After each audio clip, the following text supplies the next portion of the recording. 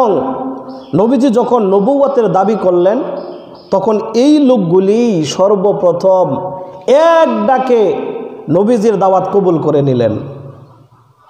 এটা তো এমন না যে প্রেমের কারণে বা কোনো লোভের কারণে কি বলে সবাই পরিবারের তারা নবীর কাছে ধর্মান্তরিত হয়ে গেল।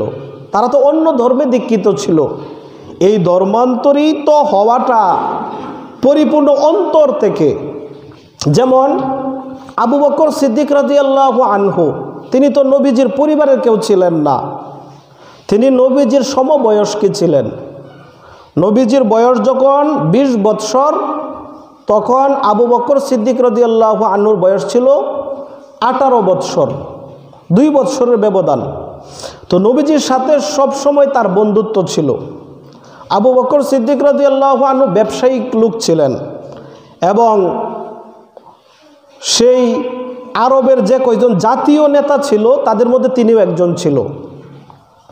এবং দিয়াতের ব্যাপারে তিনাকে সকলেই মানত। রক্তপণের ব্যাপারে তিনি যে সিদ্ধান্ত দিত এটা সকলের মনোপুত হইত।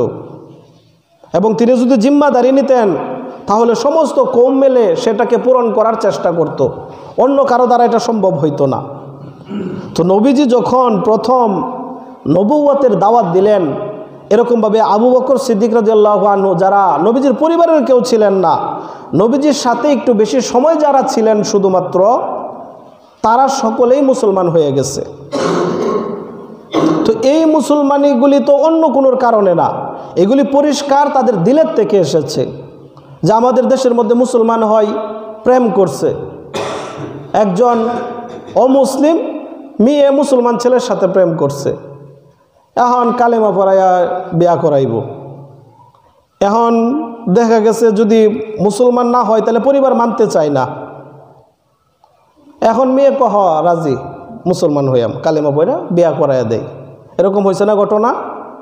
আপনারা তো জানেন আমার চাইতে ভালো। অপু বিশ্বাস হিন্দুর নাম না, নাম হয়ে গেছিল অপু ইসলাম, আবার হয়ে গেছে অপু বিশ্বাস। একবার হয় অপু ইসলাম, আবার হয় অপু বিশ্বাস। কিভাবে?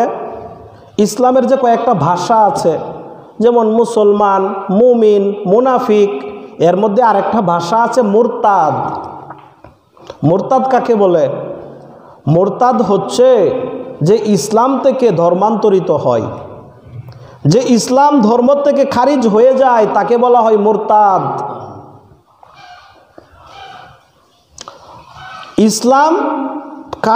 ইসলাম গ্রহণ করার জন্য কাউকে তলোয়ার ধরে না গলার মধ্যে যে তুমি মুসলমান হও, না এলে তোমাকে হত্যা করে ফেলবো, এরকম না। আপনারা উমর রাদিয়াল্লাহু আনহুর ব্যাপারে ঘটনা শুনছেন যে তিনি একবার এক কাফেরকে হত্যা করে ফেলবেন। অনেকক্ষণ ওই আপনার তলোয়ারের সংঘর্ষ চলছে, চলার পর ধরাশায়ী করে ওই কাফেরকে তিনি নিচে ফেলাই দিছে, এখন বুকের মধ্যে পাড়া দিছে, এখন তরবারি চালাইবেন। তো ওই মুহূর্তে কাফের কি করছে? ওমর রাদিয়াল্লাহু আনহুর চেহারার মধ্যে থুতু মারছে।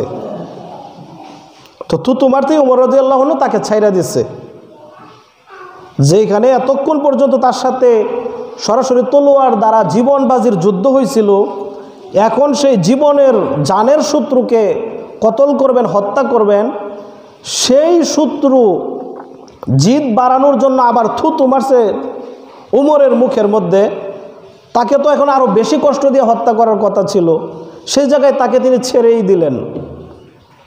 তো ছেড়ে দেওয়ার পর ওই কাফের উঠে শরীর ঝাড়াটারা দিয়া বলল, আচ্ছা তুমি আমারে হত্যা করবা, এখন হত্যা না করে আমারে ছেড়ে দিলা কেন?